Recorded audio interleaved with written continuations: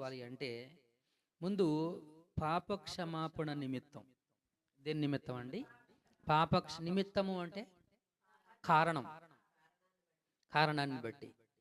so ఇక్కడ మనిషి, మానవుడు, అది నువ్వు అవ్వచ్చు, నేను అవ్వచ్చు, వేరే వాళ్ళు అవ్వచ్చు, నేను పాప క్షమాపణను పొందుకుంటే